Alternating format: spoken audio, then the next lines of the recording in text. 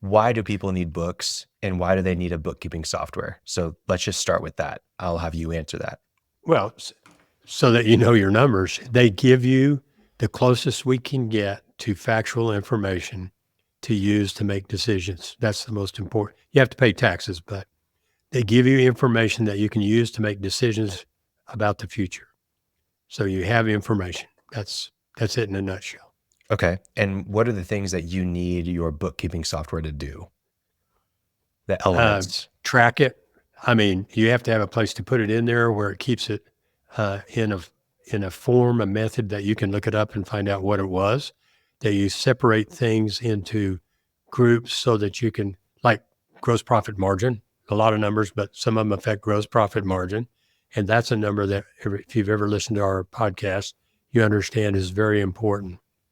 So it's gathering the information, it's filing it where it can be retrieved, it's aggregating it so we can sum and divide and look at it and see what trends are and things like that. Yeah. Does that No, that's kind of great. tie into That's great. So we've always talked about the value of knowing your numbers, how it helps you make better decisions. And when you use a software like QuickBooks, the importance of having that software is that it keeps things organized. It allows information to be accessible by your team, and it gives you meaningful information that you can make decisions off of. Those are kind of the three things that you think about: organized, accessible, and then meaningful, right? So it's no different with a CRM. Rather than knowing just your numbers, it's really about knowing your customers. So know your customers is really why you want to have a CRM. And your CRM for your business should allow you to stay organized with your customer information. It should allow your customer information to be accessible to your entire team or whoever needs it on your team. And then it should give you meaningful information to help you make decisions around your customers, right? So you mentioned some, meaningful information, like what is our break even or what are our margins? What is that meaningful information for your customers? Well, who are our best customers? Why did they buy from us? How long is our sales cycle? How can we shorten that sales cycle, right? There's tons of meaningful information that you can go and point to when you have a I also think in terms of what's his phone number? What's the Exactly. email? I mean, really, that's one of the biggest things. If we start talking about wanting to market somebody and they go, well, I've got hundreds and hundreds of customers. Well, let's send them an email. Well, Yeah. I don't have them. Right. Sorry.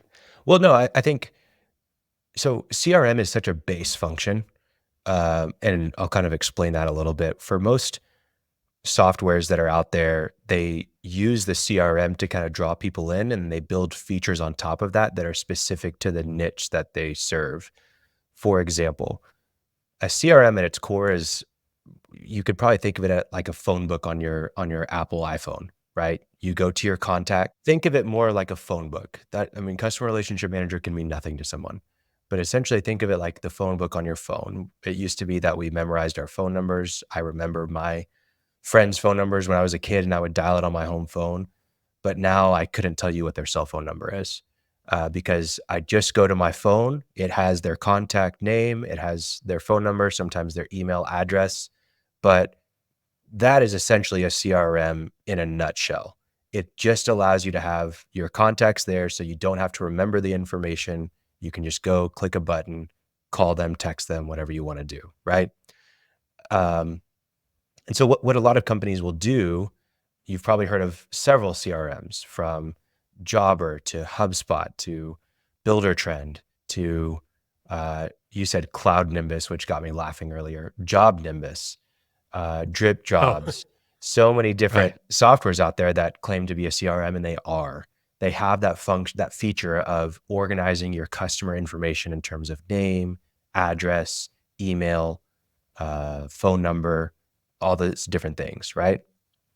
So they think about, okay, here's that core function of organizing your contact information, and then they build out other features to match their target audience. So let's say that you are a landscaper, for example. Well, Jobber recognizes that yes, you need customer information, but you also need to know when you're going to visit the customer next. And you need to know the schedule for how many times you're going to go and maintain their lawn. You need to know how big their lawn is and how long it takes to service that job every time you go to their house. You need to know a variety of things. And essentially what this is becoming is really field management software with a CRM attached. And field management software is what allows you to manage crews and send them to different job sites throughout a day and know exactly their location and how many people are on their crew and what equipment they need. And they can bill someone directly from the job site, right? These are all different things that if you have a field crew, field staff, they need those features to be able to perform the job with excellence, right? So that's a field management software. Then you get into things like Builder Trend.